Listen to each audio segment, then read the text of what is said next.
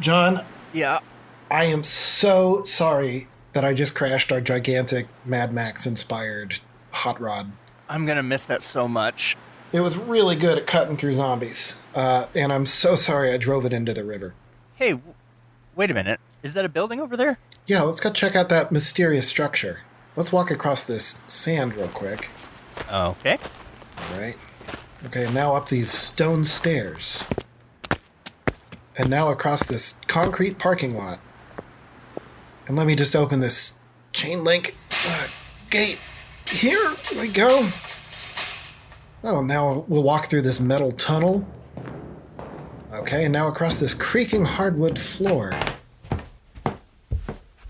Let me see if there's power. Let me flip this gigantic company switch. Oh, John, look, a TV seems to be flickering to life. Hey, look at that. Oh, and there's a Blu-ray player. Oh, Oh, and some podcast equipment. hey, what's in the Blu-ray player? Why, it looks like 1962's Carnival of Souls? Okay, I haven't seen that one before. It's not like we're doing anything else. Should we watch this thing? I think so. I think we're safe for at least the next 78 minutes. Do do do do do do do theme song.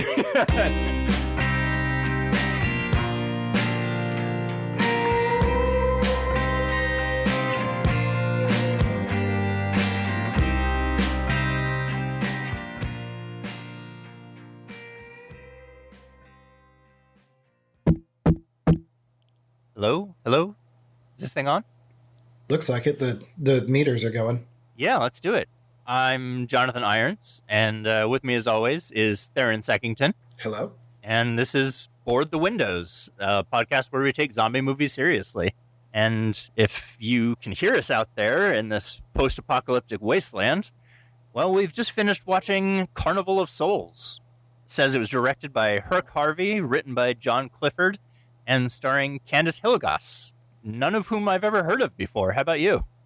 No, but Herc Harvey. Apparently, I had seen some of his work before, but we will Really? get into that. Yeah, Oh. yeah. You will be surprised. I Okay. think. Looking forward to it. Theron, do you want to go ahead and summarize the plot for everybody? Yeah, absolutely. Carnival of Souls is about a young woman named Mary Henry who starts a new life as an organist, moving to Salt Lake City from Lawrence, Kansas, after being the only survivor of a car accident, which she should not have survived because apparently the car was underwater for 3 hours. She has no memory of how she survived or anything like that. She packs up her life and moves. Along the way, she's plagued by visions of a sort of otherworldly figure, only known as the Man, who's this ghoulish person wearing a black suit and with a grease paint white face. And it's ambiguous as to whether or not she is the only person who can see him, or if he's a figure of her imagination, or what. She encounters all sorts of other men in town. Her like lecherous next door neighbor at the boarding house, a doctor of some sort who claims to try and help her, but it doesn't seem like he's doing much.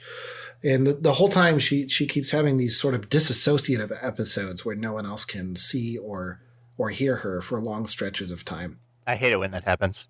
Yeah, I know, right? Eventually, she disappears and is revealed to have been dead the entire time, never having left the river. That's about the shortest way I can do that. This movie has a lot more going on than that extremely simple plot might suggest. If you've ever seen the Twilight Zone episode, The Hitchhiker, it's very similar. I don't think I have. Yeah, it's pretty similar in terms of her being dead the whole time and it being ambiguous as to whether or not these are her like last thoughts before death or if there's something else going on. We can kind of talk about what we think. This movie was shot on a contemporary budget of like $33,000, which is even in today money only like 300,000 or something. Yeah, all of the numbers I looked at was basically add a zero to it, and you got today's money. So it was about $336,000, Wow. which, like, honestly, was a lot more than I expected. it's still very low budget, but I'm surprised they were able to raise that much. Well, I guess the director was known for making like industrial training films and safety films and stuff. So he was known in the Lawrence, Kansas business community. So he just kind of went around to a bunch of people that he'd worked with before and said, "Do you want to throw in $500?" And enough people did. Wow, that's pretty cool. Yeah, it kind of reminds me of reading about like the production of Evil Dead for the first one, where they just like went around to all their friends and all their friends' dads and like grocery store owners and stuff, and just kind of like grassroots got enough dozens of producers to throw in 500 or 1,000 here or there to shoot a film. And I think like Clerks, I remember being the same way. Kevin Smith talked about having to do that. Yeah, and also like maxing out credit cards and stuff. Yeah, that's just very not ambition, but like, gosh, I would have a hard time asking that many people for money. Yeah, the problem is all the people I know are people who work in theater and film, and so none of us have any money. Yep. I guess it's not that dissimilar from, I mean, it is crowdfunding, right? Right. Just you didn't have the internet to do it, so you had to walk around and go ask people individually. Yeah, exactly. But you kind of had the advantage of these people already knew and trusted you. Sure, yeah. Unlike crowdfunding, where you need to have kind of a proven track record for people to take a risk on you, which is just kind of normal business behavior anywhere else in the world. Mm-hmm. Well, speaking of the budget, one of the things that I read that I thought was really interesting was that Candace Hilligoss, the lead actress who played Mary, she was reportedly paid $2,000 for her work in the movie.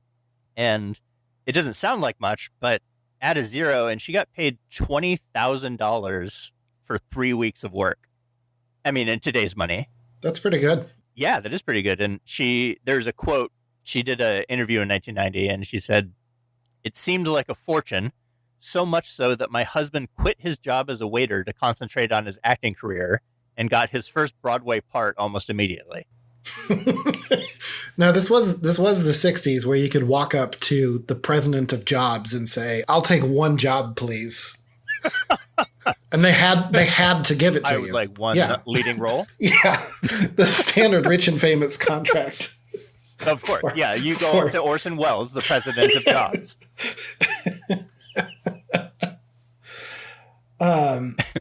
So one thing I'm sure you're saying, but Theron, this isn't a zombie movie.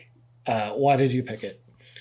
And I'm not totally sure, other than I had heard that George Romero was inspired by this. Now, later I went on to look that up, and the problem is I can only find that attributed to some quotes from 1989, none of which cite any sources, and like I can't find any mention of that in any of my many, many George Romero books that I have.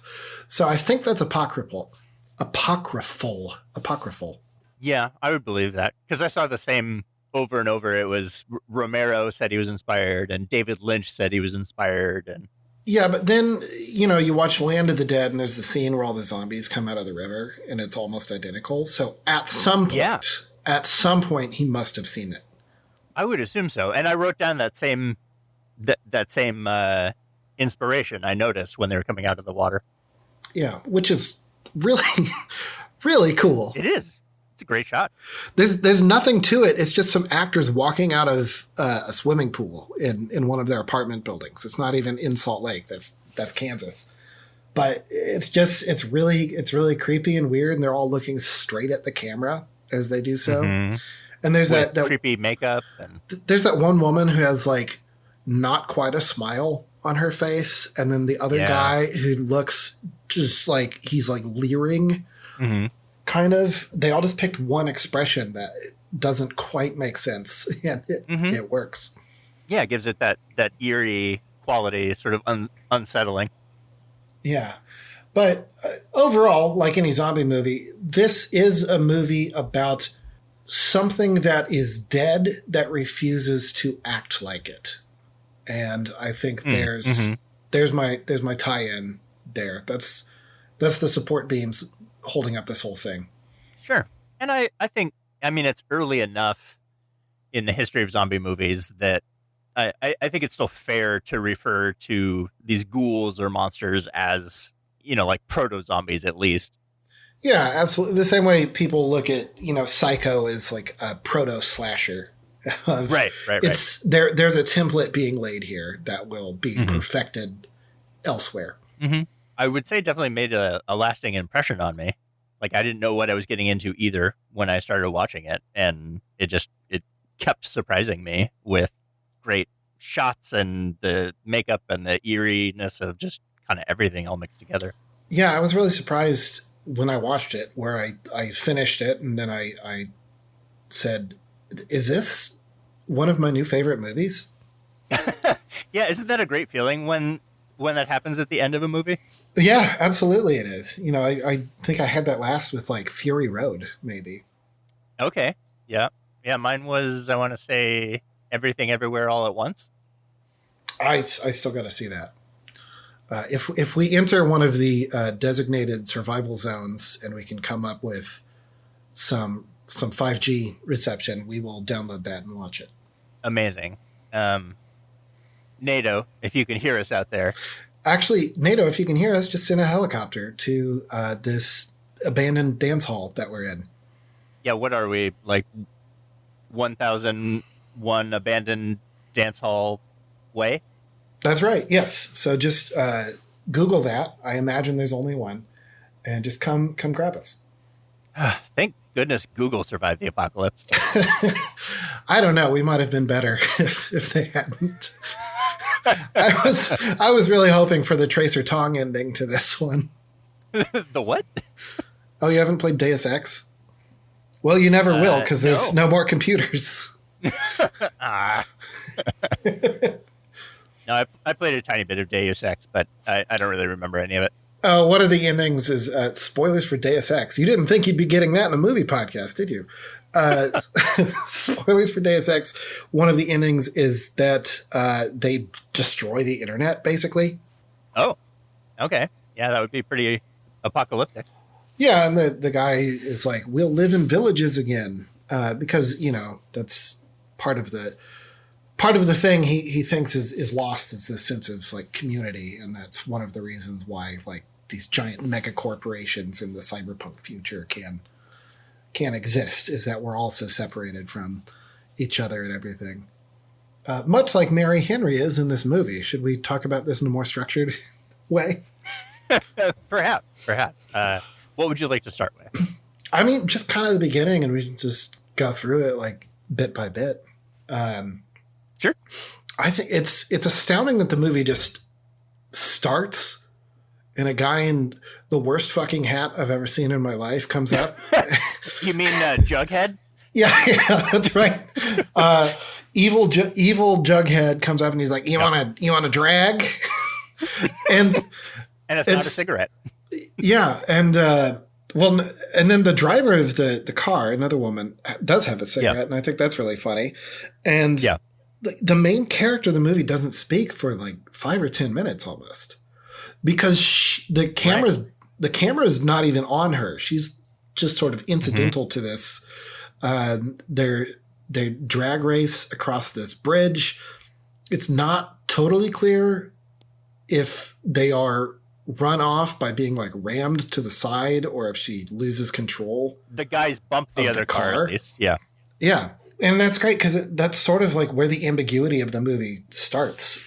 Was this, is this manslaughter or is this negligence? Right. Yeah. Like right away, there's this question of how on purpose was this? Also, a fun story about that. That bridge, I guess, spans 2 counties. He got permission from both counties. The director, Herc Harvey, did to, ram a car off it. They said, all right, but you do whatever you want. We're going to charge you for the repairs. He said, all right, that's fine. The bill showed up for $12. I read something about that. And I like that even with inflation, it's still laughable that the bill was $120 to fix the entire railing on that bridge. Yeah, it looks like they just threw some like 2x6s up there to fix that. Yeah, but practically.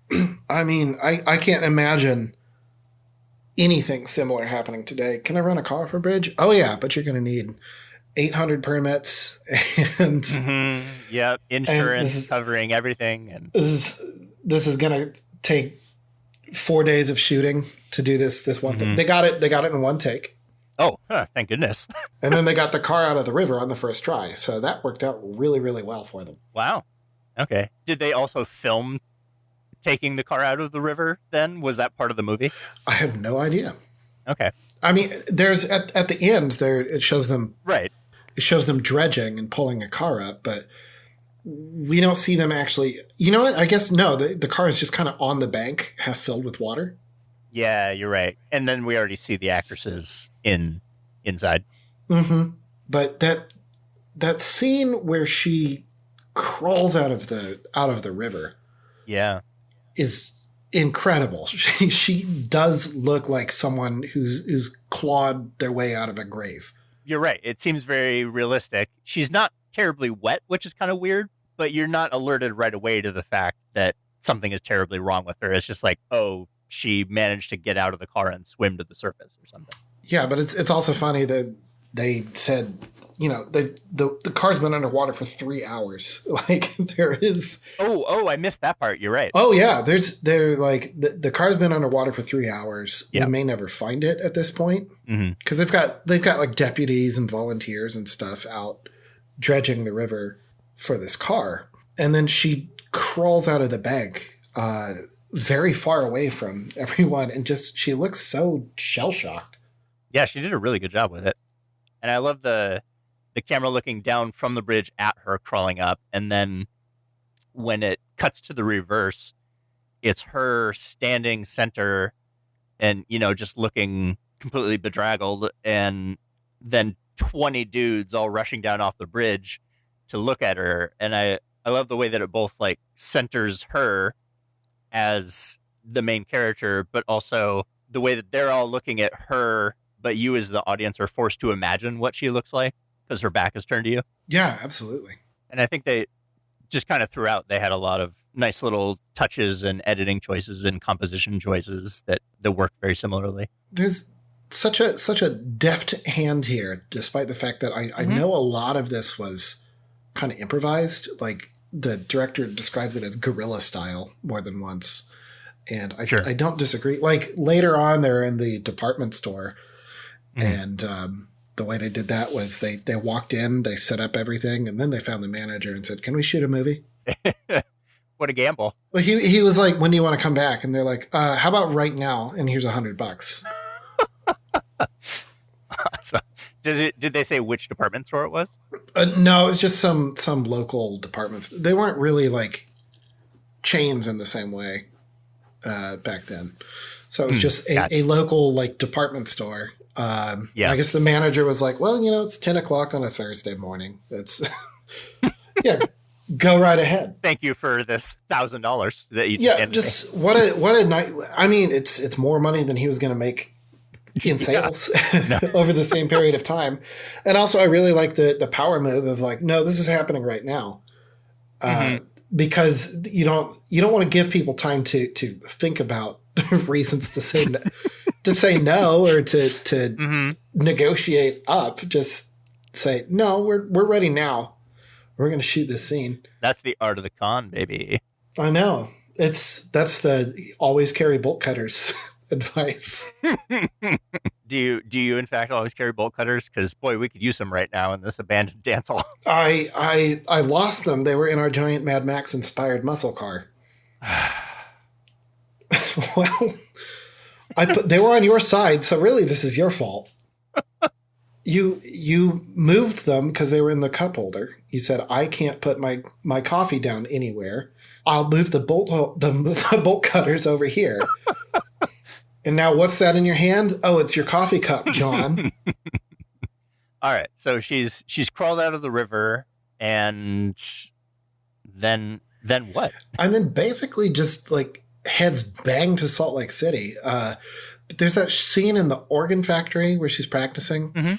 And They have, and I'm not totally sure what's going on with this, but it's again the like Okay. there's this otherworldly feel to it where you see different people reacting to her organ playing, and some people are like stop what they're doing to go listen to her, and some people are shaking their heads at it. So you get the sense there's something off about it.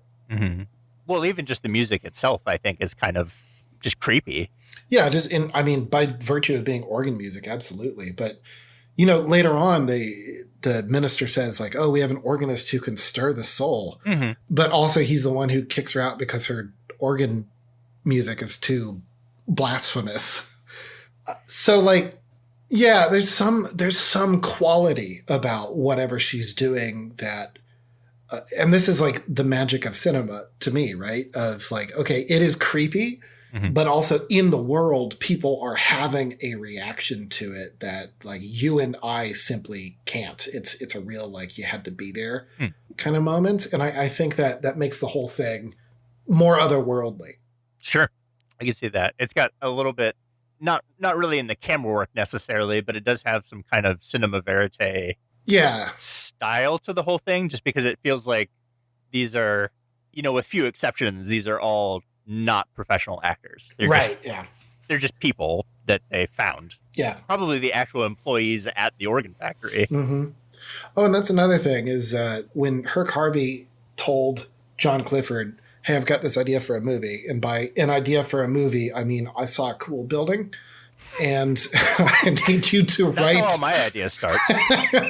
And I need you to write a movie, and it takes place here at this cool building I saw. And in the last scene, there's a bunch of ghouls dancing in the ballroom Of this cool building. Yeah. And the guy said, okay. And then so like they had this organ factory in mind. They had seen it for some reason. And so John Clifford wrote that in. That's a still operating factory in Lawrence, I believe. No kidding. Well, Or at least it was as of a few years ago. I watched a documentary, oh, cool. like special features thing.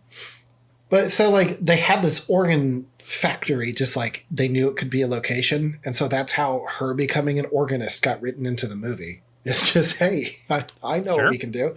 And that's how the whole soundtrack became organ music, because they also had access to an organist. Yeah, it's a real write what you know, but in a good way this time.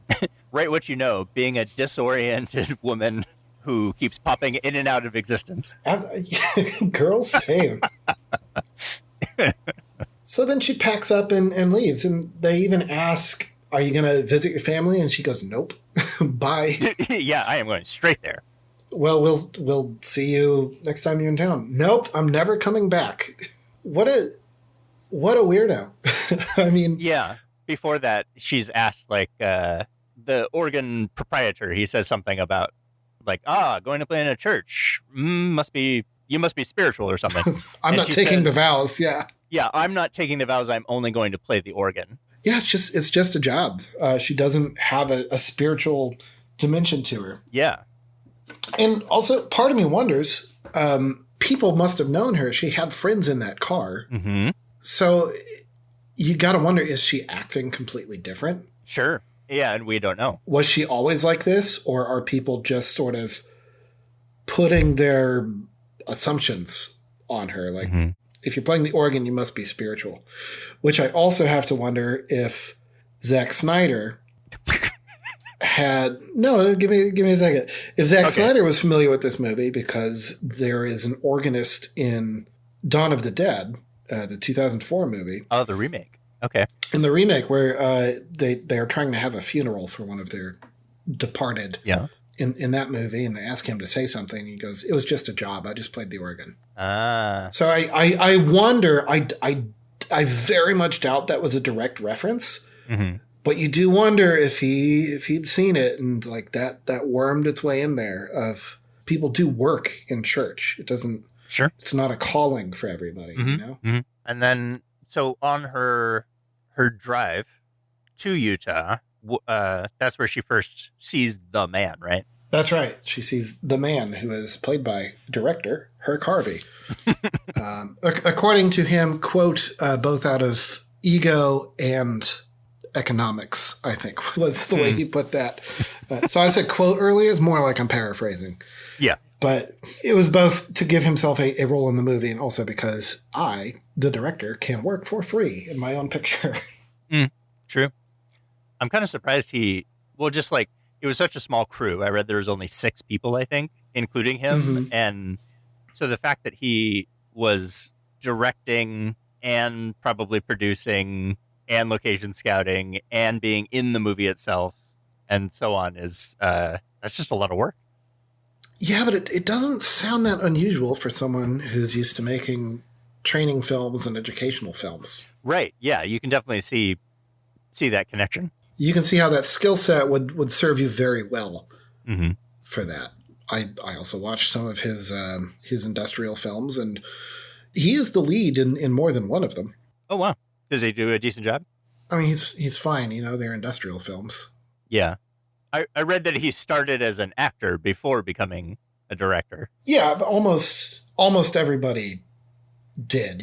Very few people. Sure. Yeah. What I mean is, like, you don't get a ton of people who come into show business not through acting. Right.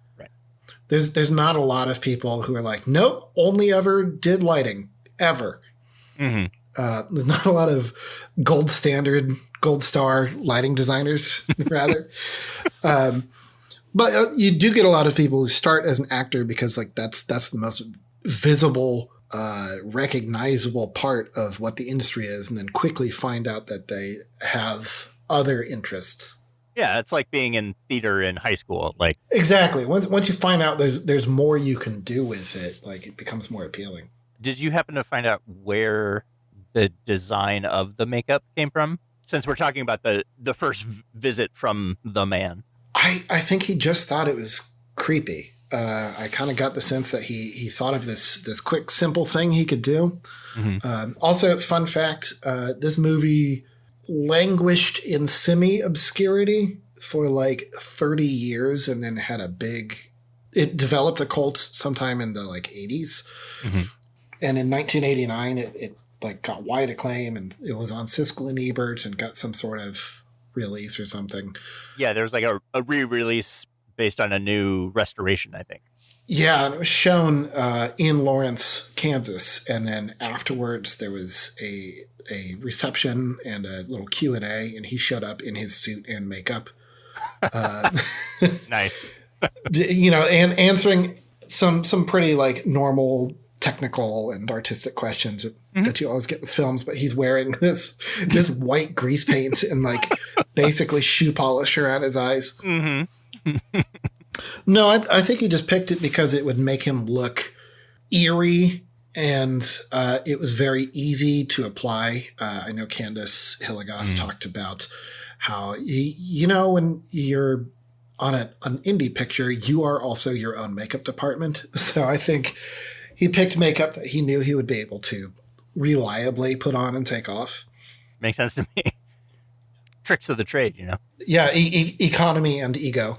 Yeah, working hand in hand again. Also, I guess grease paint would be waterproof, so that was probably another appeal of it, because the ghouls are underwater a lot, emerging from water.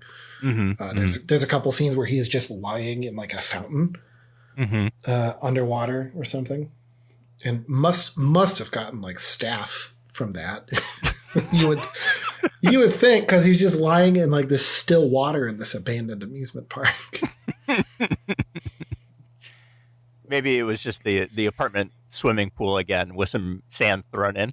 Oh yeah, you might be right. You're probably right. I didn't think of that.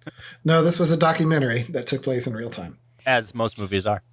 But yeah, she keeps seeing this man, and he really does look kind of sinister, and like he's just this middle-aged fella with a creepy white face and a weird smile.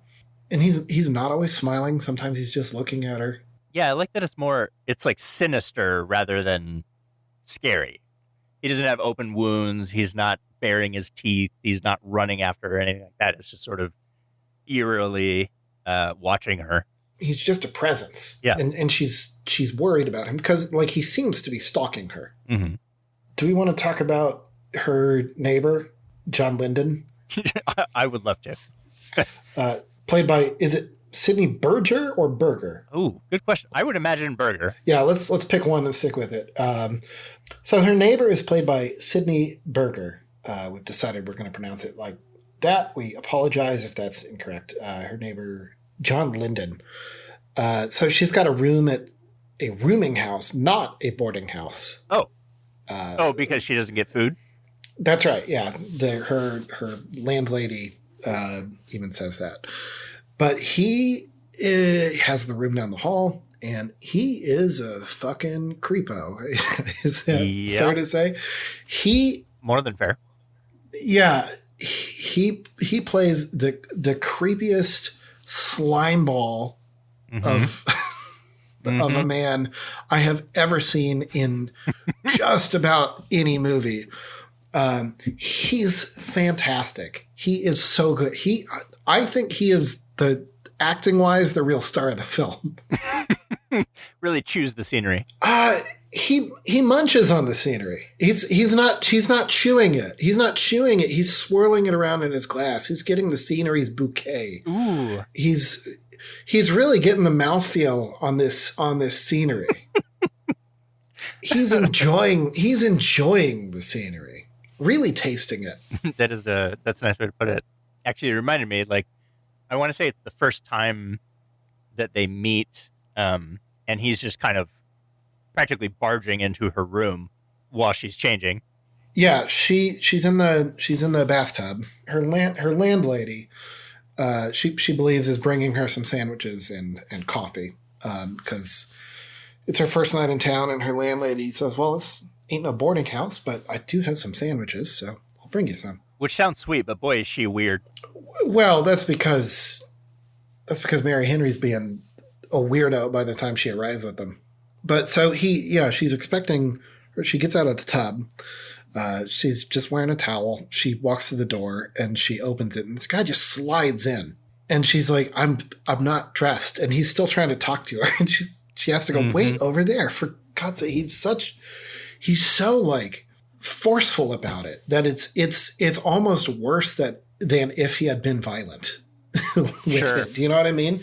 Because it's the threat is there more than anything. He's just so invasive. And he even like leers at her through this crack in the door while she like takes off her towel underneath her bathrobe. I like that they did an extreme close-up on just his one eye looking through the crack in the door.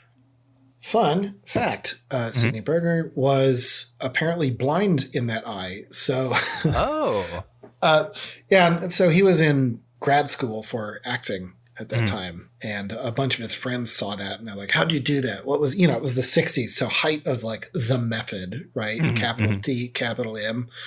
And they're like, what, how'd you accomplish that? What'd you do? And he goes, I don't know, guys. I'm blind in that eye. I don't know what I was doing. Yeah. So he's like leering at her through this. And there's that extreme close up on his eye, and the creepy organ music gets like sexy for a bit. It does this little like, but a little flourish, but it's an organ. So it's still weird. It's like Barry White, but played by a church organ. Yeah, absolutely. And he tries to ask her out to dinner, but he's such a creep about it that she turns him down. Then she steps out into the hall to like make sure he's gone. And she sees the man staring up at her. Oh, right. From like the entryway, right? From the entryway, yeah. So then she freaks out, and then that's when the landlady shows up. So that's why she's being, you said she's being real weird about it. It's because Mary Henry has just had another encounter with the man. And so her first question is like, who's the man in the hallway? And so this landlady is now very worried that there's an intruder. So that's why she's acting so strange about it. Well, I actually meant something different, just that even from, the very first shot of the landlady, that actress's delivery is just very odd. Like, there's something about the way that she speaks that it's almost like every line is hinting at something, but you have no idea what. I do also want to jump back for just a second to the neighbor, because I really really appreciated how before John leaves, he's still trying to ask her out and do all these gross things, but the shot is specifically the door to her apartment, her bedroom, and Mary's on the left side, pushing against the door, essentially trying to close it, and then John is on the right side of the frame and just using his body to block the door from closing. Yeah, just hey, never do that, anybody. Yeah, no real quick. If you're listening to this and you've ever done that, don't. 100%. But it's such a great, like, subtle staging choice by the director, because it just allows those actors to subtly play up that feeling of like, oh God, this guy is so creepy. And you can see him, like you said, he's not being violent. He doesn't like slam the door open or anything like that, but you can just see his hands sort of like almost sexily go to the doorknob to try and hold it open. And he's just constantly, just nudging back while she's forcefully trying to get him to leave. I really like that. Oh, God, he's horrible. I mean, we say we like his performance. We cannot condone his actions as a creepo. As a real creepo. King creepo.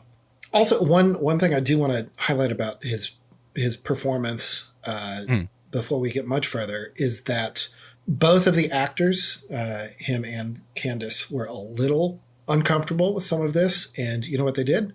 They, according to her, Carvey, they went off in a corner and they talked about it for a while. Okay, like the two actors, you mean? Yeah, the two actors. Okay, and until they could figure it out, and they were both, again, like method people, so they were determined to make it work. But I just appreciate that because half the time when you read any interview from someone, especially in the 60s or 70s, is, the director will go, oh, well, the actors didn't like the material. So what I did was deprive them of food for 4 days and kept them coke.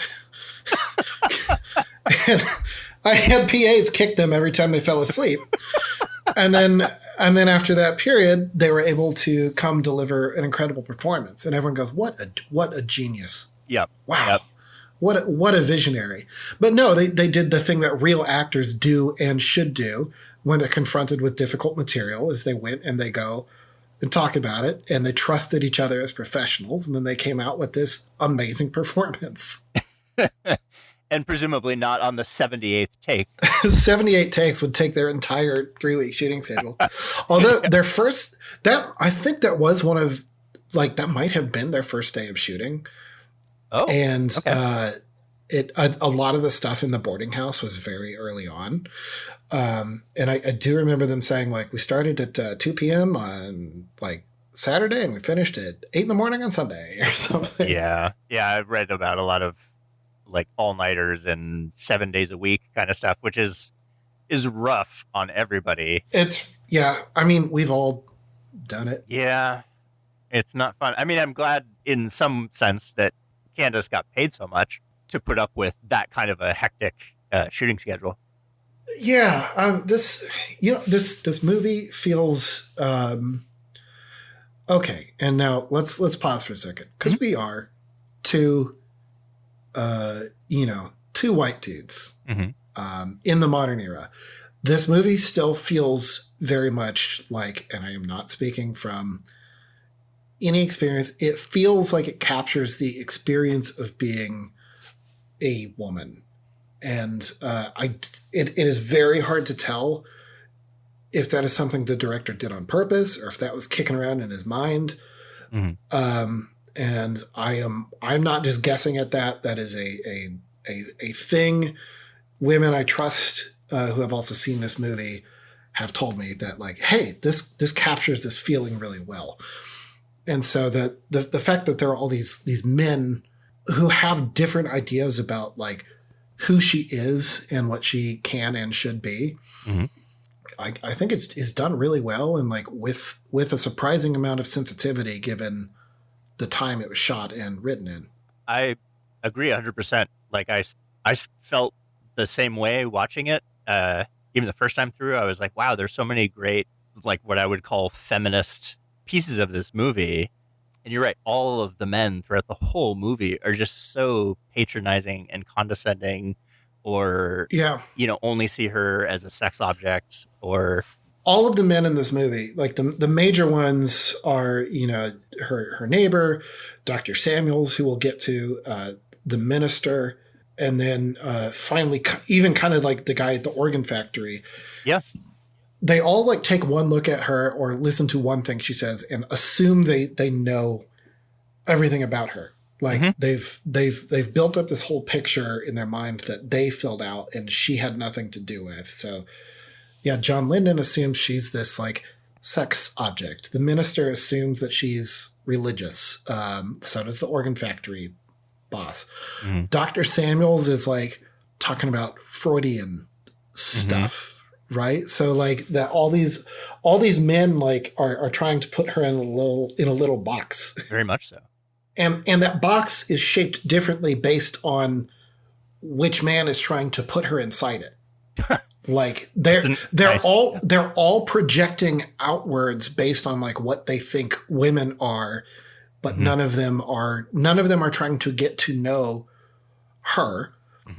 And that is probably part of the reason why she's so like standoffish and isolated. It's like this has probably been happening to her entire life.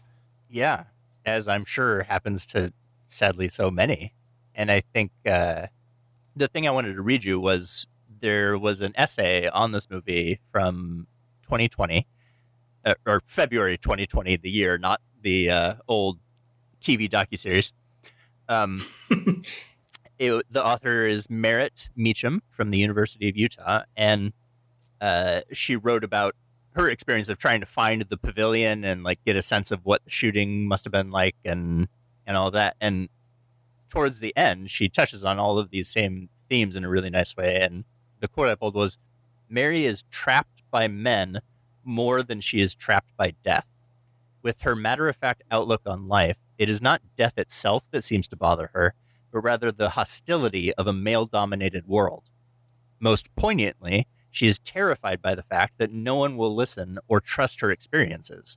Mary gets most upset in the moments when her existence seems to be slipping, and she seems to have disappeared from the living world with no one acknowledging her." And that was like the central theme that I took out of it, was this woman just feeling this terrible isolation and alienation from those around her, and especially men. There's that horror movie that came out earlier this year, that was just called Men, and I think that would have been a fine title for this movie. Alex Garland could have written this and also expected another pat on the back for it. Probably. I really like a lot of his movies, but like the fourth time you write a movie about how much women are disrespected, like, hey man, you got something going on. We all agree, but also maybe you're not the only person who wants to write about these things. Sorry, go watch Annihilation. It's a great movie. Yeah. Do you want to talk about Dr. Samuels? Sure. Yeah. Was there anything in particular, or do you have a question? No, just I guess first, she while she's in that department store, she has an episode where everything goes all swimmy, and suddenly no one can see or hear her, and the only sound she can hear is her own footsteps. She's even like outside next to a jackhammer and can't see or can't be seen or hear anything. And then suddenly the episode just kind of ends. But she's in the park. She's just having like a panic attack, just running around. And then suddenly she can hear again. She goes to a water fountain. She thinks she sees the man again. And in her hysteria, a helpful older gentleman named Dr. Samuels immediately grabs her arm and shouts, "Listen, you're hysterical. come with me. I'm a doctor. Grabs both arms and like shakes her practically. Yeah, a real helpful thing you can do. If you're taking notes, to anyone in your life suffering from some sort of nervous condition, a great thing you can do is run up to them, grab them by both arms, and shout that you're a doctor. And then he takes her to his office. And there's so many things going on with this scene. One that he's already made up his mind that this man she's seeing is some sort of figment of her imagination. Right. Because like all of his questions are about well, does he resemble someone? Your father, perhaps? Uh-huh. Or some other man in your life? Mm-hmm. Well, and actually I wrote that part down because I was like, this is almost like medical gaslighting, which also happens to women all of the time. Yes, and then after all that, he says, well, I'm not a psychiatrist. What? Right. Why am I here? You implied that you were. Uh-huh. Yeah, so... when you said, I'm a doctor, I can help you. Right. Doctor of what? A very confident man claiming to have more expertise than he actually does. I read some books once. I can probably fix this broad. Yeah. Yeah, perfect word choice. Anyway, while he's talking, the next question he has is, do you have a boyfriend here or back home? And she says, no, and I have no desire for one. I'm surprised to hear myself saying that, but it's true. I have no desire for the close company of other people. I think there's an interesting, and some other people have commented on this, like the podcast Horror Vanguard had an episode about this. And I'm not really prepared to go into more detail, but I think there is a legitimate like queer reading of this film, based in part on that line. Like, is she a lesbian? Is she asexual? We don't really know, and we don't totally have enough to go on. But I think again, there's we're just waiting on the slam dunk like queer crit essay on this film, I think. So if you're out there, do write that. I think at the very least, it's very clear that she knows and feels that she doesn't fit in, and that she has her own ideas about how she wants to live her life, her work, all of these things, and she's just constantly dealing with other people having completely different ideas for her life. As part of my prep for this, I read The Feminine Mystique. Oh yeah, by Betty Friedan. Yeah. And I was surprised to see a lot of what was on the page kind of reflected up here. So that book came out a little after this movie, I think, but you could tell that this was like in the air. And she does spend a lot of the book talking, like doing a teardown of sort of Freudian psychoanalysis because, and here I'm citing my sister, by the 60s, Freud was not the psychiatry in practice. Okay. Does that make sense? Like we had evolved the field enough where people who were, doctors of the mind of any kind, were no longer really using Freud except as the basis of the field, and like, the idea that trauma is a real thing that you can carry around with you. Yeah, it was almost like he was sort of out of fashion.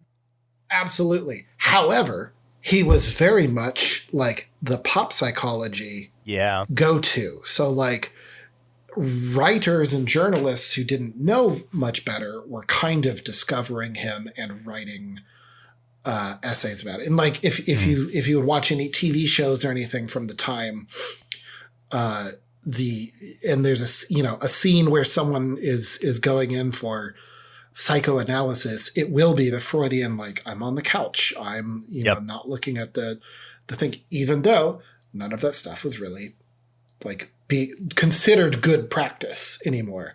And I think it's great that this doctor of ambiguous credentials, is trying to do that. He's got his back turned to her. Her chair is facing the other way while he's taking notes.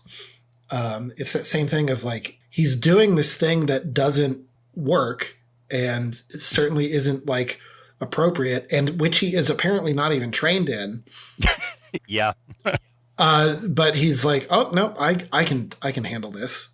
And it's exactly the sort of thing that is written about in that book, right? Like the idea that if you haven't read it, the feminine mystique is an idea that all women will be satisfied by their duties as housewife, not homemaker, housewife and mother. That's patently ridiculous that 100% of people would be satisfied by those things. Certainly many people do find those pursuits very satisfying, and frankly should be compensated for their work. But the idea that all women have this sort of biological imperative where they will only be fulfilled by those activities is nuts. And so that's what that book is about, is defining the problem and kind of putting words to it. So the book is considered to have kicked off like second wave feminism, and I'm not going to get into a ton here. There's a lot of problems with second wave feminism, that it left a lot of people behind. Because Betty Friedan was not like a scientist or anything. She was a journalist. So she was writing a book, and she was interviewing people she knew, who most of them happened to be like white suburban housewives. And so that's kind of who second wave focused on. And I think a lot of that the criticism leveled at it is legitimate for that. And also it's probably a social good that it happened. I agree. Let me take another giant sip of Respect Women juice. Boy, I'm glad you have so much of that on hand. Yeah, I'm glad I'm drinking it right out of your I Heart Beaver coffee mug. All right, so what happens after the doctor? After the doctor, the movie, she gets fired from her organ playing job pretty shortly after that, because she has another weird like episode while she's playing the organ in church, and she transitions from church music to playing like spooky carnival music. Yeah. Is that a fair way to describe that? And she has these visions where she sees people emerging from a lake and dancing in this pavilion that seems to be the same one that she saw on her way there, that she's been. We have not mentioned this at all, and that is a huge problem on our end, but she's also obsessed with this pavilion. She at one point like asks this minister to drive her out there. After she's talked to the doctor, she goes and visits it to see if there's anything. It's like this abandoned place. It's been fenced off, but the fence isn't that hard to sneak around. So she's able to walk in. She sees some things, like she has some strange occurrences there, like things move on their own, or like the pillowcase, the mattress, there it is, falls down the big slide, or like she hears noises and stuff, but there doesn't seem to be anything there. So she's willing to write it off as all her imagination. But then she enters this trance while she's playing the organ. She sees these visions of people dancing. Well, and it's more like ghoulish people, right? Like they've all got the makeup. They've all got the makeup from the man. They're all doing this waltz, and the director calls it many times a danse macabre, which is... Oh, yeah, that's what I was just trying to think of. Yeah. Yeah, the sort of medieval image of like a parade of skeletons walking along a path, or like you see something similar in, what's that, Seventh Seal? Yeah. And also Monty Python and the Meaning of Life. Yes, and also Mask of the Red Death. All these things. You see this image of like it's a procession of dead souls. Is called a danse macabre. And so that's what the director calls these scenes with these ghouls dancing. And so she's playing this organ while in a trance. And then another thing you should do to someone in a trance is slam your hands down on top of their hands and shout sacrilege. I mean, it seemed to have worked. She snapped right out of it. Sort of. She doesn't talk for the rest of that scene. No, he demands that she resign, and then as she's walking out, he's like, "By the way, come to church. You can still be helped." You. Yep. Yeah, but it's a real like into Faust, like your soul is not lost. You could still come back. Kind of as a result of that, she finally like accepted a date from Jon, and he picks her up. They go to a bar. She's starting to like panic as he is coming on to her harder and harder. And it's really the thought of leaving the bar is what's making her panic, I think, in that scene. What do you think? I think so. Well, it seems like almost how do I want to like she doesn't want to be alone. She also doesn't want to be with him, but she doesn't know anybody else. She has nowhere else to turn. Yeah, I think that's it, is that she's had this weird experience coming out of the church. She's just been fired. Like everything is, she doesn't want to be alone, as she says out loud. And then, but she doesn't want to go through with it either. Yeah. And I can't blame her. I want to make that very clear. Because this fucking guy, this guy sucks. So they go back to her room. He tries to follow her in and put the moves on her. He starts trying to kiss her, and then she looks in the mirror, and it's not him. It's the man smiling at her. And that's when he loses interest, because she freaks out. And he assumes she's crazy. Yeah.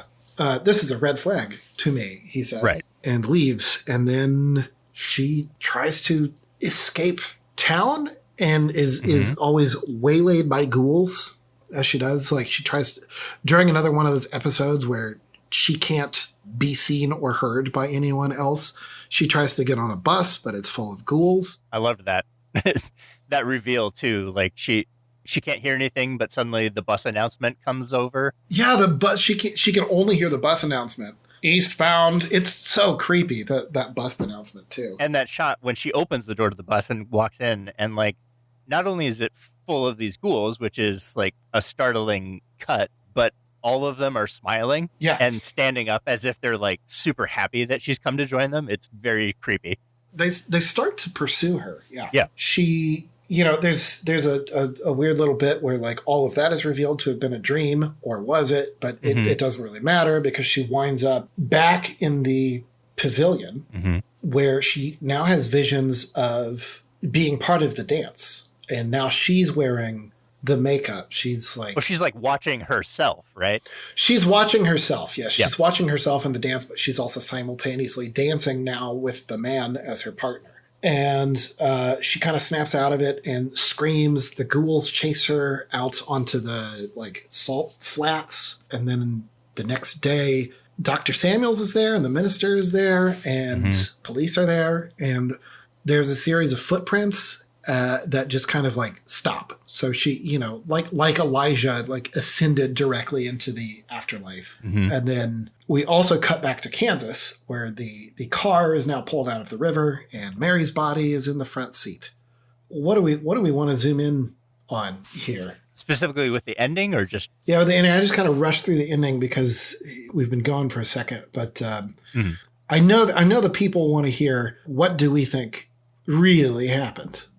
So before we get to that, is there anything else we want to like go to? Sure. I guess the other thing that I would bring up is like thematically, aside from the like gender politic and feminist angles, I think there's also a lot of really interesting, I don't know, sense of self and connection to other people. I'm not saying that very eloquently, but like this struggle that she seems to be having with not wanting to be alone, and yet also wanting to be herself and to do her own thing. And with these ghouls, I think that one way that you could argue that they are very much zombies is, I think you could say that they can also represent that sense of just like the unthinking masses. They're haunting her, they're chasing after, they're trying to pull her into this world of people and And then, like you said, at the end, after she sees the dance, like they're chasing her. And I think there is a little bit of you could argue that there's like an abstract idea there of running away from the world and other people. To me, also, the ghouls seem to have some sort of sense of community. Yeah. And also, like, happiness and humor. A lot of their... The only time she's, like, smiling, and, it's kind of like a dreamlike smile, or, like, maybe it's, like, a stupor of some kind. But the only time she's smiling is when she is seeing herself in this dance. She's kind of, like, smiling while she's dancing with the partner. And so, like, maybe this... her sense of isolation I guess we are just talking about what we think happened. I suppose, yeah. At this point. Yeah. So her sense of like isolation from the world is at an end once she's sort of embraced this fate. And then she does push against it at the last moment in her last sort of act of defiance. Yeah, that nice, the handprint left in the sand. And it doesn't seem like they're eating her, but it does have that now very classic shot of all the ghouls coming down. Yeah, they all all their faces in there. Yeah. Yeah. And then she's taken away to somewhere else. So the director and writer have chosen never to answer the question of like what they think was really happening. They just tossed around some theories that other people have. Sure. Which is good. I think that's the way people should treat their finished product. It's like that thing is done. I'm going to shut up about it forever. Yeah. In this particular instance, I really like that, they never came out and said, well, this is exactly what happened. The movie still ended. I think it's still a satisfying ending that leaves you. Oh, yeah. It leaves enough room to talk about it. Whereas just recently, I was at a film festival and saw a handful of short films where, you get to the ending and it's as if the movie just stopped 5 minutes early. Yeah, we ran out of film. Yeah. Yeah, exactly. And it's like, wait, I can tell that you wanted me to be like, oh, I wonder what happened or what he ended up deciding, but it's totally unsatisfying. Right. I think it's just a cop-out. Yeah. So I'm glad that they did it very well in this case. No, I think so. I think it all closes out pretty well. I know one of the popular theories is that this is all like the last thoughts of her like drowning mind. I don't like that. It feels a little too pat for me. Well, it's also I read about, there is that short story that Wikipedia mentions, Occurrence at Owl Creek Bridge. Yeah. And that is the plot of that, apparently, is that it's the whole story is the last thoughts between falling and in the neck breaking on a noose. It's a guy being hanged. They drop him off the bridge so that the hanging will kill him. He fantasizes that the rope snaps. He's able to swim to freedom. He's able to go like find some other soldiers because I think he's like a captured like Union soldier or something. Oh, I think it might have even been Confederate. Yeah. Anyway, Civil War soldier. Yeah. He fantasizes all this, and then the last paragraph is like, but none of that happened. His neck snaps at the end of the rope. Right. And yeah, it's said to be a little bit based on that. But yeah, no, I don't think that's what happened. I think somehow she's violated the laws of nature, and there's a bead on the abacus that needs to be slid over one side. And I think the man is kind of like a psychopomp who's supposed to... I'm not familiar with that phrase. Like Charon from Greek mythology. It's someone who takes you to the afterlife is a psychopomp. Oh, okay. Got it. So I think he's supposed to like ease her passage. And like in my head canon, everyone at that dance hall, all of the ghouls were in a similar situation of like, these are people who died in like similar circumstances around the same time. And so you're partnered up with someone in this dance macabre. And she somehow wriggled her way out, and she's just kind of delayed the inevitable for a few days. And then reality kind of catches up with her. That's what I think happened. That's my elaborate story. Yeah. No, I think that's how I would think of it. If you wanted like a literal interpretation of it all, of what's happening. And the only other way I would look at it would be, it's almost like a parable, like metaphorical story rather than So it's almost like the answer doesn't matter of like, what's the timeline or how did this happen or any of that, because it's more about those themes of dealing with men and dealing with other people and everybody's ideas for you. And I even noticed, like when I was thinking back on it, it was like, wait, she's even kind of technically killed by men. Because it's the guys in the other car who run them off the road. Yeah, it's their fault.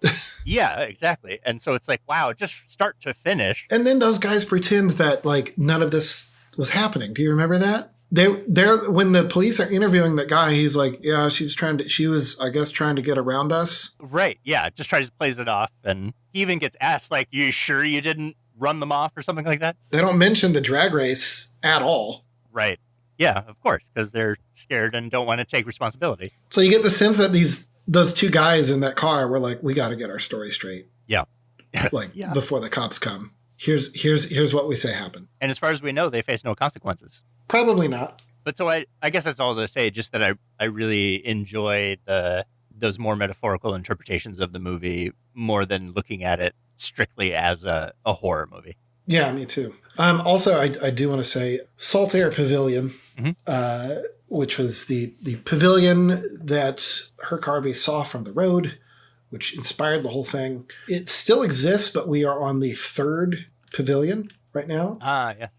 The ship of Theseus, Salt Air Pavilion. Yeah, well, it's in the same like spot, but a couple things. One, the lake had receded by the time that it looked like it in the movie. Yeah. Yeah, the movie. So you can see those pilings and stuff from like an old dock or something. Mm-hmm. Mm-hmm.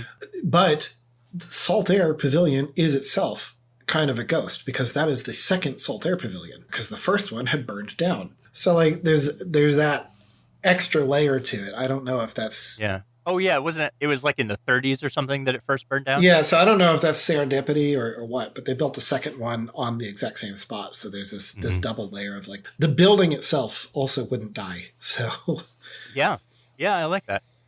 And then it burned down again in the 60s. Burned down, fell over, then sank into the swamp. But the third one stayed up. Yep. And it was at the time of its opening like one of the largest dance halls, concert venues in the country. So in Salt Lake City. Yep. Absolutely. John, where'd you go? John?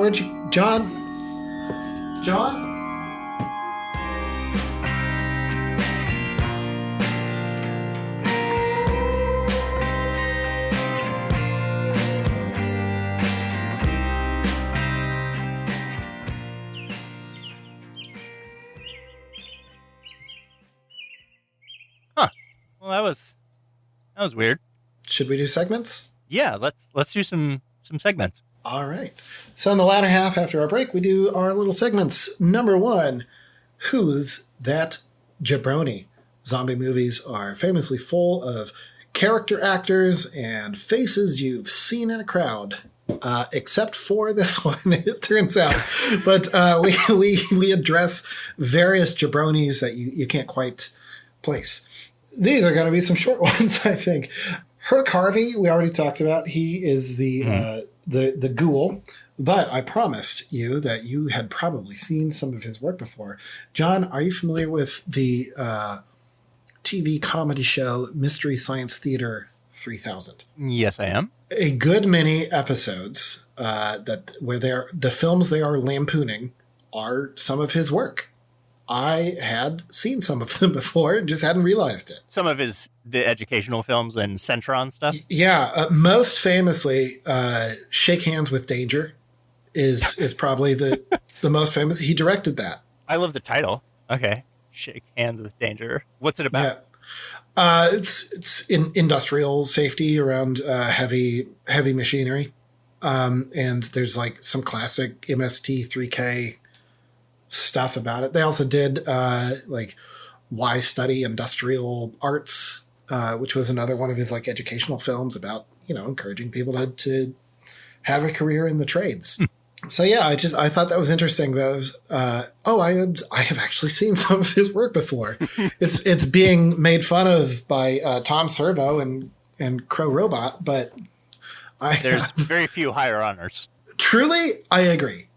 Because that means it's like weird or bad enough to still be fascinating. Yeah, weird and bad and public domain enough to to be of interest.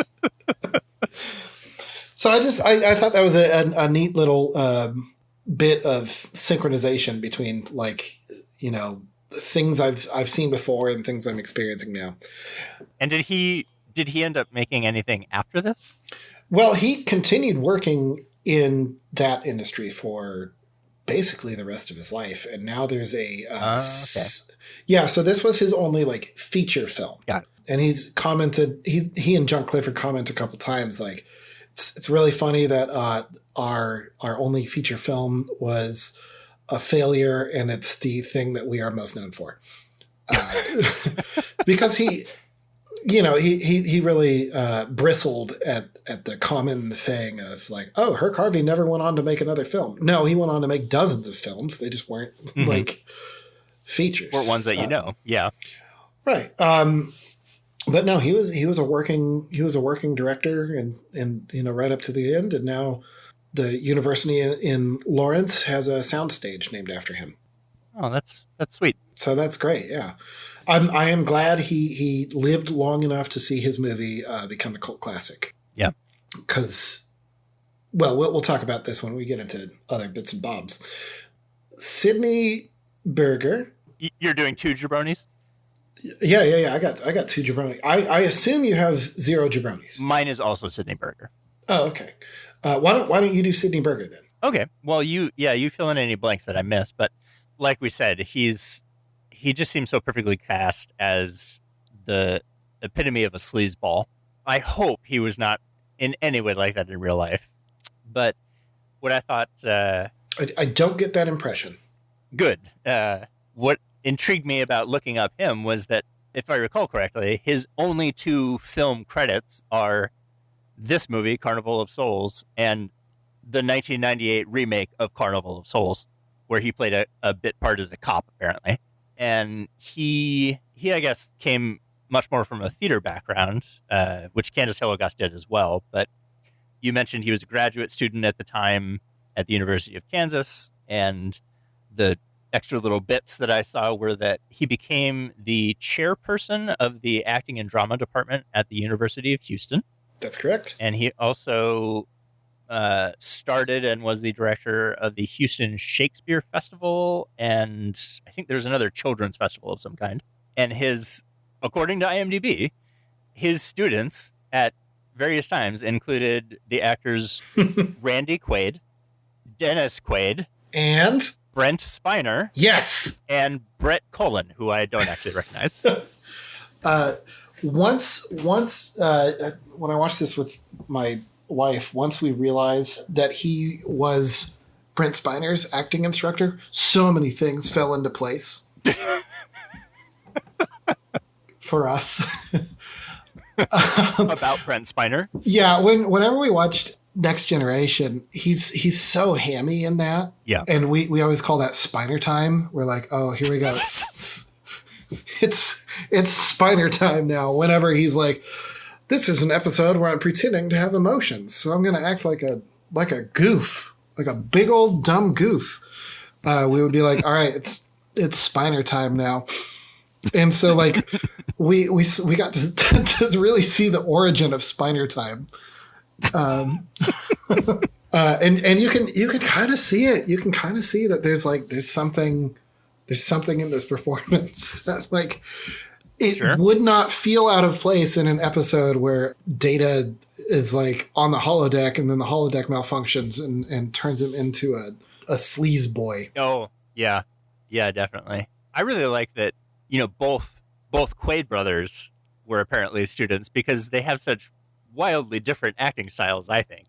So that's just kind of, it's funny seeing that those are the 3 names. Like, if you could pick at random who you thought were the students of this guy, I don't know that you would pick those 3. I do actually have one more jabroni from the crew.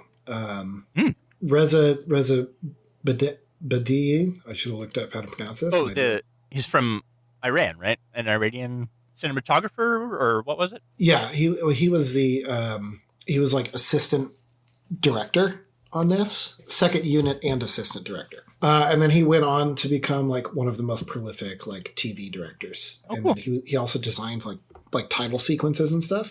Yeah, he never went a day without work. You know, Pretty good way to get started. Pretty good. Yeah, absolutely. And then, like I said, that's kind of the extent of the jabronis. Yeah, I would say so. I mean, maybe the landlady, but I didn't. She was in a production of Harvey that. The Jimmy Stewart movie. Yeah. So yeah, she was in a production of that the director saw, and he liked her in that. So. Yeah, I can see that she would be good in that role. Well, we should put on your ponchos and step into the splatter zone. We're in Uncle Savini's splatter zone, where we talk about an effect that we saw, maybe how they did it, or if we don't know that, how we think they would have done it. Do you got anything for this? Because there is maybe one effect in this whole movie. Yeah, I've got 1.5. The half, I would say, is the kind of watery overlay on a couple of shots where it's showing a transition from Mary's normal life to being in this weird purgatory where she can't hear anything. Yeah. Yeah, it's like there's some kind of water flowing over the camera almost. By the way, I did like that it was watery looking. Yeah. Because it's, that's how she dies. So it makes sense that there would be that. But go on, please. Yeah, and I mean, I'm not sure exactly how they did that, although I can think of plenty of ways they could have shot the real shot and then printed that on film and then put that under a pane of glass with water flowing over it and then recorded. Right. I assume that was done in the dark room. Yeah. Right. Optical effect, basically. And then the other effect for me was actually just the car driving off of the bridge at the beginning. Mm-hmm. I say that because in the shot, when the shot starts, the car is already like in progress going off the bridge. The railing has busted out and you see the car tumble and actually fall into the river upside down. Mm-hmm. And obviously it was a real car and they did all of those things, but I was thinking like, okay, it fell upside down. So I can't imagine they had like stunt drivers in there. But when I tried to like freeze frame and kind of step through, but it's really, you can barely see inside the car. And so I couldn't figure out like, okay, if they had dummies, then how did they actually rig this up in order to get the car to accelerate off of the bridge or to be pushed or whatever? Because it wasn't clear from the shot itself where that could have happened. Yeah. And it obviously it has a little like velocity. Yeah. While it's going, because it doesn't just like tip off. So they didn't just push it. Yeah. I very much doubt they had stunt drivers. I cannot imagine there's a safe way to do that. No. On a location. So yeah, I assume they somehow like just maybe stuck a brick on the gas pedal or something. Yeah, something like that, and then just got out of the way. Yeah, something like that. That's the only thing I can imagine happening. That is a good question. If you are a stunt driver or coordinator, please tell us how they did that. How does a car go into the water? There is one effect I can think of where she, while she's driving, sees the man in her window. Right, the very first time, right? Yeah, and it's pretty brief. It's pretty brief, but he's just like reflected in the window. That was not a composite, which was my first thought. That'd be the normal way to do it, or the expensive Hollywood way. Yeah, they didn't have the budget or facilities or even really the knowledge of how to do that. So the story changes slightly depending on like what year he was asked how he did it. It's a real simple trick where they lit up the director who was either standing next to the car or in the back seat, depending again on like which version of the legend he's telling. Right. And they lit him real brightly, and then they used a mirror to reflect that his appearance under the window. So it's almost like it's Pepper's ghost. So that's neat because I assumed watching it like, oh, that's green screened, but then I found out no, they actually couldn't. A green screen was not in the budget for this, right. Yeah, for this. So, but they pulled it off. It looks great. Yeah, and they did it in camera. I think that's wonderful. So there we go. All 1.5 special effects. I do want to say one other thing about the makeup. Actually, I think one of the reasons why the grease paint works so well for me is that unless you put on grease paint very, very thick, it does not go on evenly. So like the fact that you can see all of these little like creases and folds and like patchiness to it, I think makes everyone look more corpse-like. Sure. Yeah, I would agree with you there. I think it's very striking, that makeup. Actually, I would say that's a good example of like, just in general, it's like the whole movie, they used every limitation to their advantage.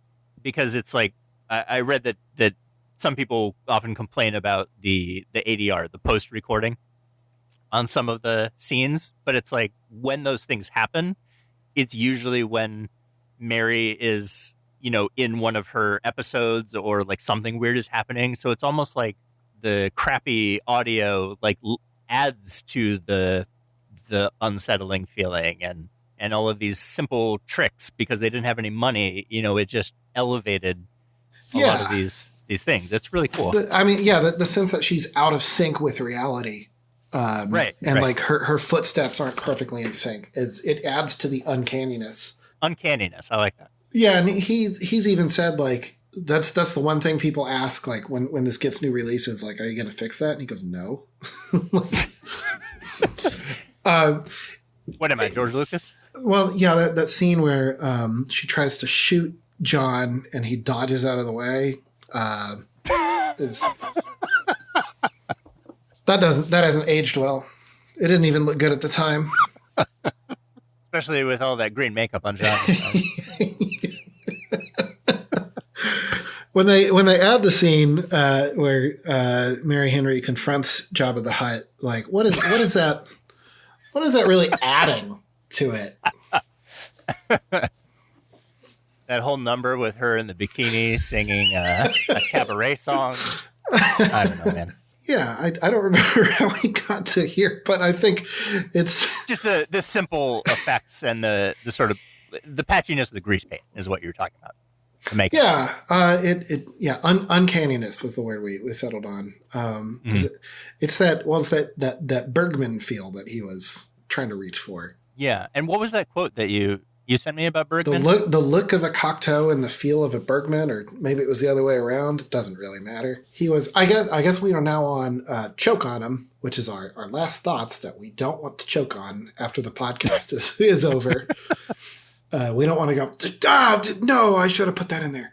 Yeah, so he wanted, because the budget was so low, he's like, what if we tried to make it look like a foreign film?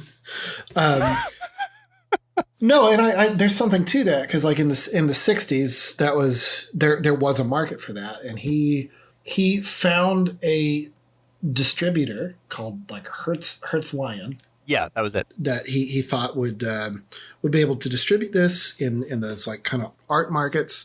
Part of the problem was that that distributor might have been a scam because the check bounced and the like business contact he had like disappeared. so it didn't. Yeah, okay. It didn't. So that was a problem. And another issue he faced was that. So it does look like, a 60s kind of new wave film for a lot of it, in part because, like you talked about, utilizing the limitations. And this kind of lascivious, salacious poster that it was released on, where you can see Candice Hillegas's nips, even says it's a new wave picture. So they were definitely trying to lean into that. So part of the problem though was that when they started trying to find like these art house distributors in New York, they were like, well, it's pretty good, but our audience is really only interested in these things if they are foreign movies. So the world was not ready for like a homegrown American, like independent cinema verite thing. They thought there was no money to be made on it. And it took until like home video distribution to actually grow any kind of following. Did you have any other bits? Yeah, I got one more, but I want to give you a chance. It's not just this big jug of milk over here talking. Well, I guess I could follow that up just by saying that for me watching it, you gave me that quote about Bergman and Cocteau. I can see visually how this movie like fit in pretty well with the time. And like you said, other foreign art house films like Seventh Seal we brought up, and that sort of black and white square frame, a lot of uncanniness like we talked about. Oh, and in that scene where she's playing the organ in a trance, and there's just the big slash of light on her eyes. Yeah, that was very classic Hollywood sort of a touch. And I think I could also, not necessarily as a direct influence, but I could see how it was an early example of American new wave stuff. Like one of the first things that reminded me of was the director John Cassavetes. You know him? Yeah. I went back and looked at some of the movies, and it's not like they have a different sense of style, but I think there is that same sense of like almost realness to it, like with like a magical realism kind of. Yeah, that'd be a good way to put it. And just like a lot of focus on close-ups and occasional like handheld cameras, and even though it's certainly informed by their industrial and educational background, they were willing to let or just display a lot of their creativity that I can imagine they might have had bottled up for a long time if they were working on industrial films.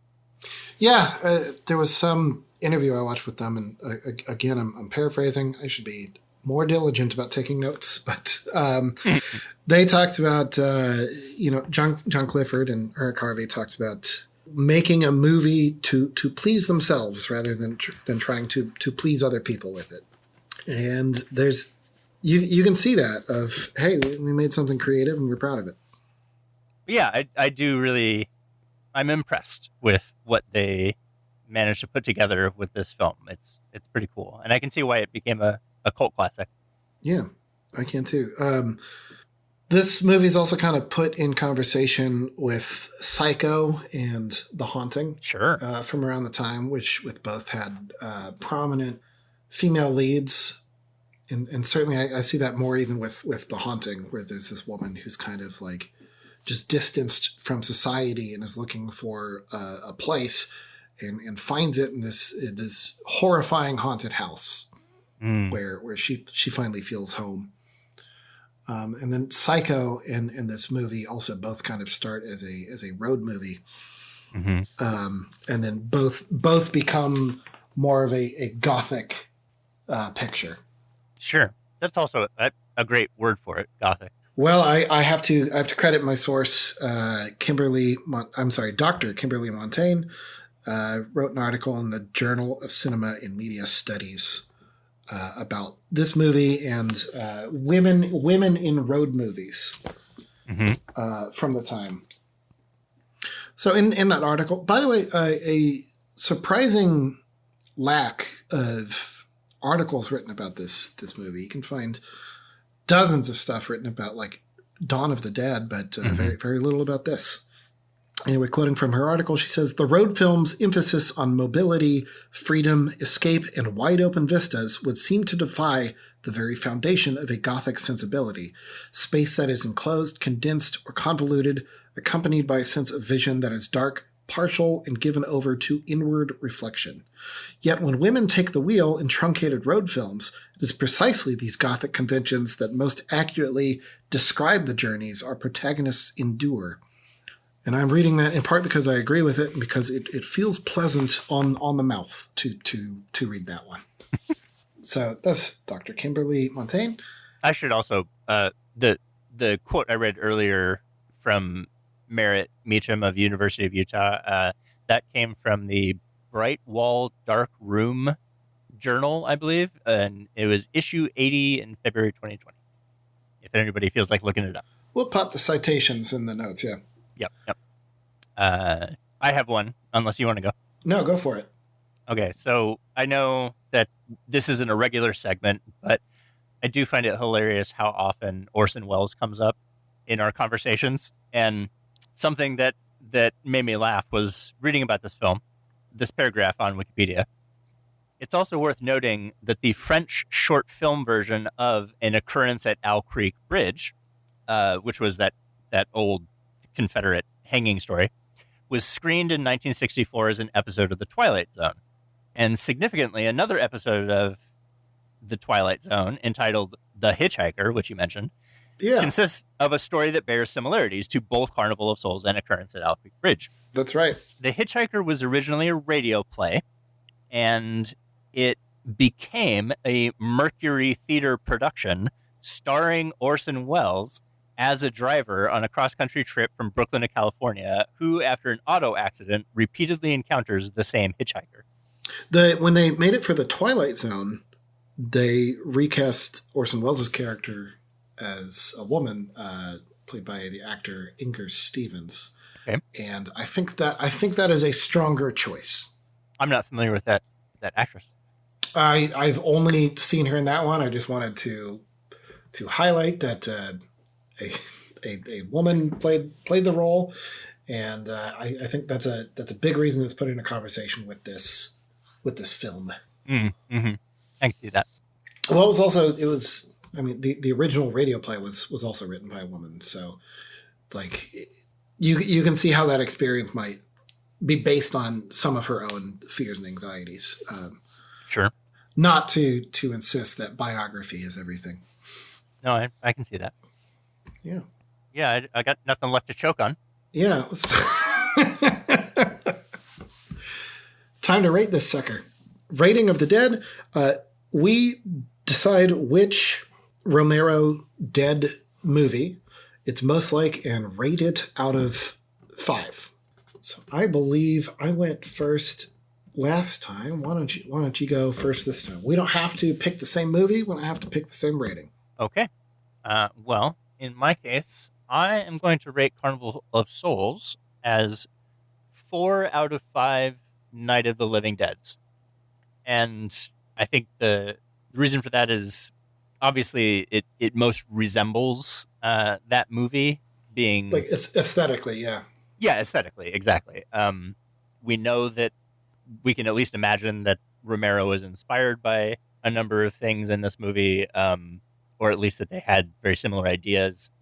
And I like that they're both kind of gritty in their own ways. Like it's something you would expect to see in the middle of the night on TV, having heard nothing about it, and be very creeped out afterwards. Like I think they fill that slot. And they're both in the public domain, so there's that. Also true.